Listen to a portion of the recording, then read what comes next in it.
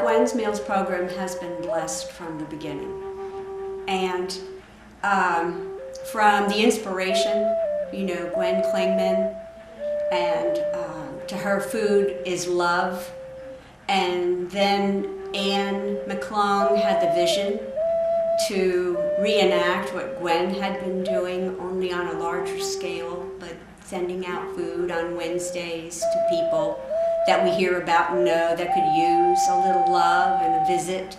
When I first retired, went with one of the fellows that delivered meals and thought, well, this seems pretty good. So I started that about 10 years ago, and I've been doing it ever since.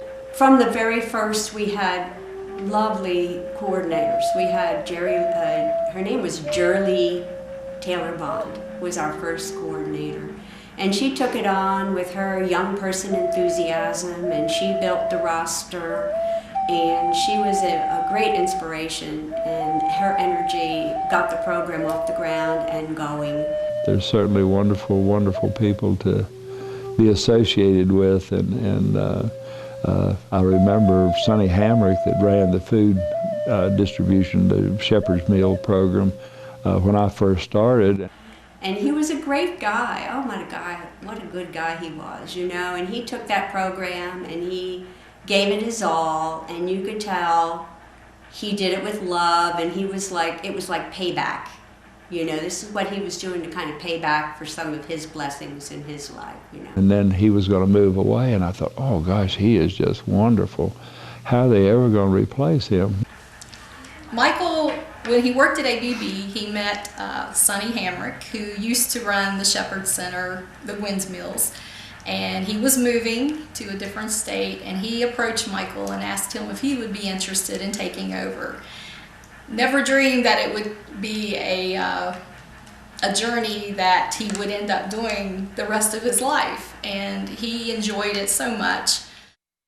Well, I'll tell you, Mike McCoy done a pretty good job of replacing him.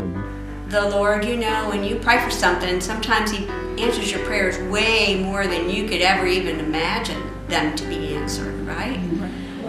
Amazing grace, how sweet the sound that saved a wretch like me.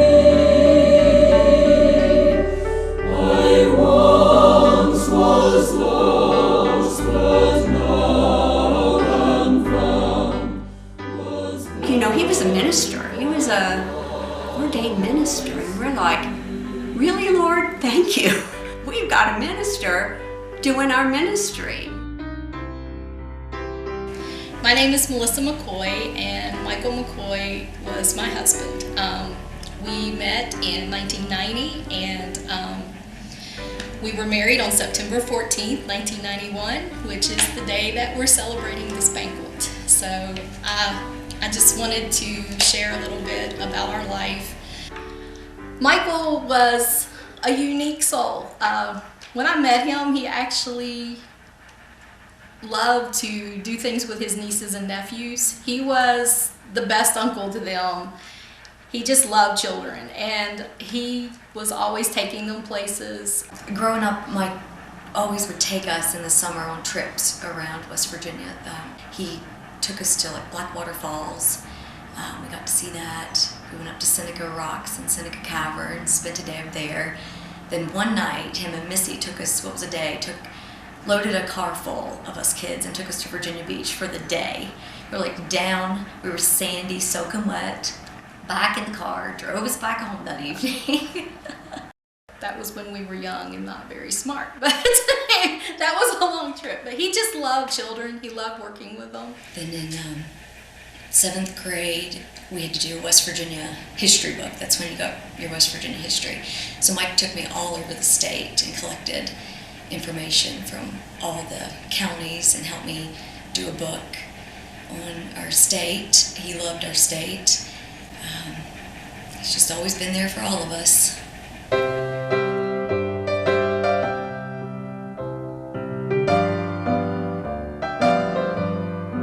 Right after we met, he was baptized, and we used to go to Enon Baptist Church in Frankfort. Jim Anderson was a big part of our life, Reverend Jim Anderson. He was our pastor at the time, and he's the one that helped him through the baptism and his salvation, and then later to become a pastor.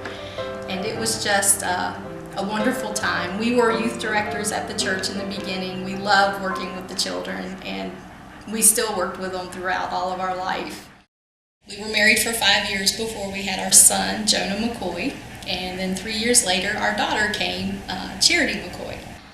Michael has always had the best heart. He loved to serve people. He loved to make people happy and laugh, and he just wanted to do more, and he felt the calling to preach right after Charity was born. So that's when he started his ministry. He worked at ABB for 16 and a half years before that. That's where we actually met, and he later worked at the DMV, but then he left there. He was laid off, and that's when God really called him into ministry and when he started to preach. And so he was called first to Valley Baptist Church in Zenith, and then later he was called to Fairview Baptist Church in Forest Hill. And that's where he was pastoring up until his last day. We are drinking from the fountain. We are drinking from the fountain, Lord. We are drinking from the fountain that never runs dry.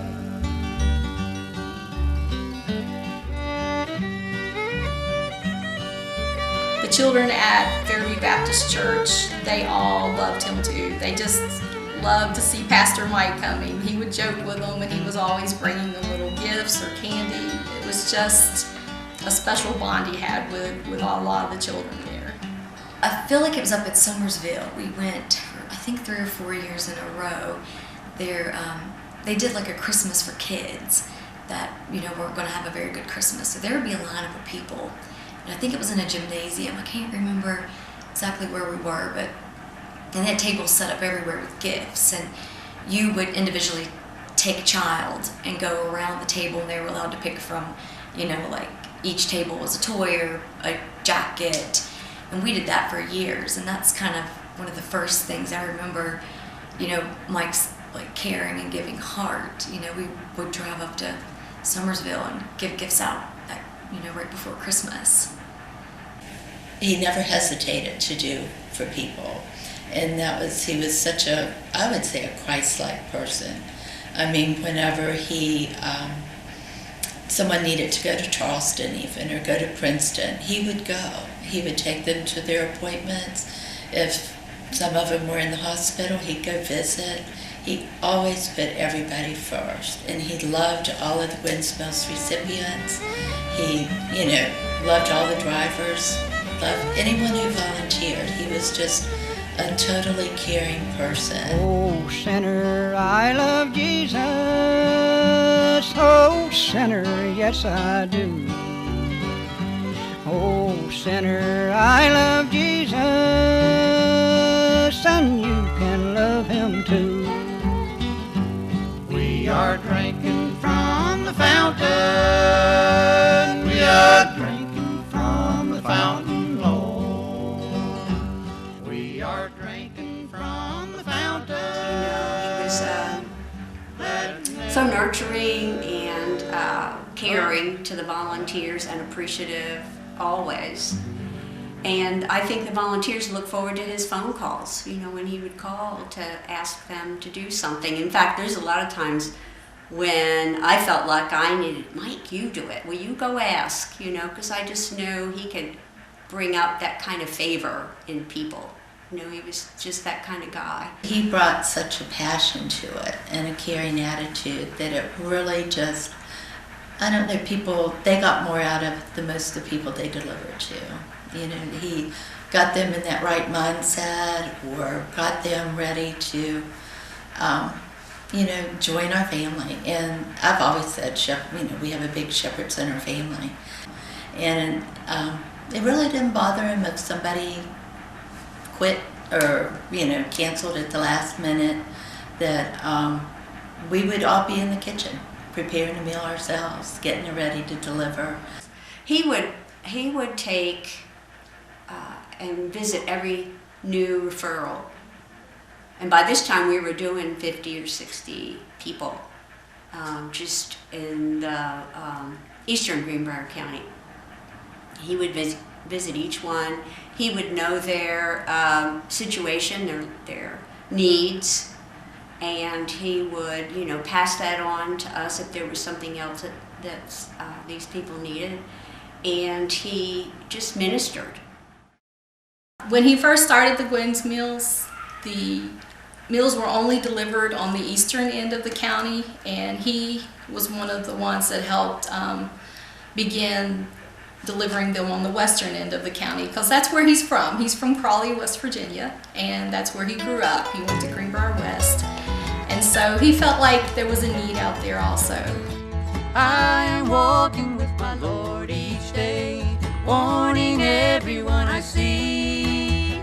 If they're headed down the wrong highway, asking them to walk with me. Join me in my prayer. If you worry, Jesus cares. If you serve Him in this life, brother, you'll be rewarded over there. And that was such an asset for us because he really knows the people over there, and that was a great benefit in so many ways with the Gwen's Meals launch in the western end of Greenbrier County. It was difficult beginning, but he was able to get it started. And during the winter months especially, a lot of the churches would have difficulty coming out to make the meals because a lot of the elderly were the ones in the churches that were making the meals at the church. Michael would go to church on Wednesday nights and have Bible study in Forest Hill, which was an hour away from our home. And then he would go to Walmart and pick up groceries and come home, and he would cook 30 meals all by himself for the next day. And he did that more times than I can count. Our kitchen would be a disaster, but I would try to jump in and help him, but he usually just wanted to do it on his own, and I would let him. And he just amazed me some days how he would do that. Our kitchen wasn't that big, so he would get a big stock pot and just fill it up with soup or just whatever he could come up with, because lots of times he wouldn't know until the day before that he was supposed to cook or that he needed to cook. He really enjoyed the Shepherd Center. I think he liked to just help people, and he loved that he could drop off a meal, but it also might make somebody's day better by seeing him. And he would try to keep to schedule, but I think everybody would want to drag him in their house and have a chat and hang out with him for a little bit. Because a lot of them were so lonely and they just wanted someone to talk to. So Michael was that person that did that. He took time for them and would talk to them. Join me in my journey, join me in my prayer. If you sad or worried, Jesus truly cares. If you serve Him in this life, brother, you'll be rewarded over there. And he was also a chaplain over at the nursing home in Raynell. And I've had several people tell me those people are really struggling because he spoiled them all. And he would always be there for all the residents. He would sit down and talk to, one of the, workers there if they needed just to talk. And he was always ready to share and to be there in whatever capacity he needed. And it was wonderful. I honestly can't even remember when he started the ministry at the nursing home. It was several years ago. He just loved to go in and make them happy and smile. And he had a way with the people in the nursing home that even the ones that were disheartened and maybe not in a good mood, he would go in and make them smile.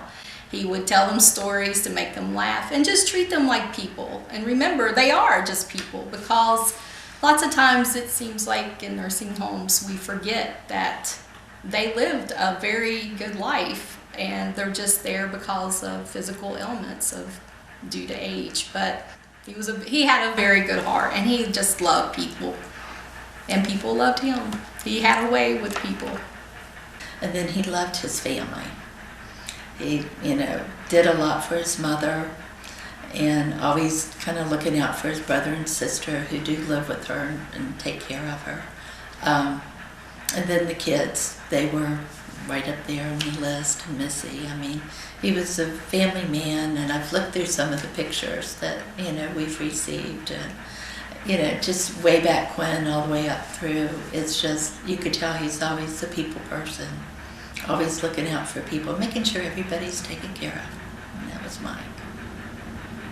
I mean, I don't know, but I think one thing with Michael is he served so much and he cared so much for other people, he wouldn't take care of himself. And lots of times he would, as I've said before, he would let his own vessel get dry. He would just serve and serve and serve and not allow himself to be fed.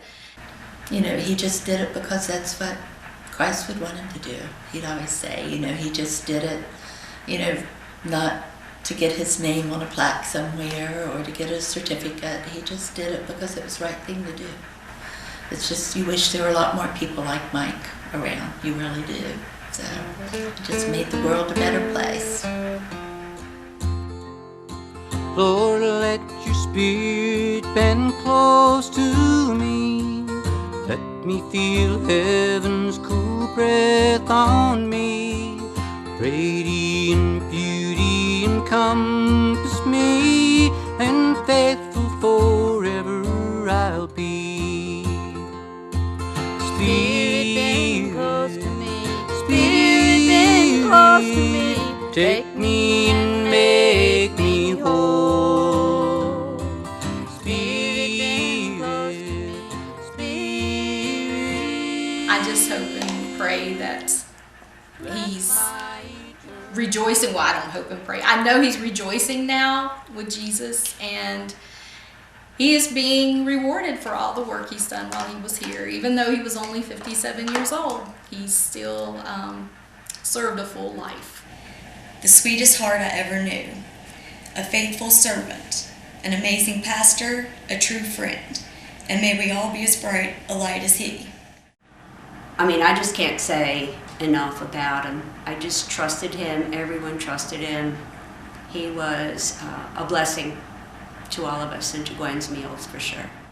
One last story I want to share is during COVID, a lot of the nursing homes were suffering because nobody was able to come visit them, and they were already sad and lonely, and that just made it worse. So this past Christmas, my husband loved to play Santa Claus at the nursing homes, and a nursing home in 92, I can't think of the name right off, decided, they asked him if he would come and play Santa Claus for them and walk by the windows of the nursing home for the residents.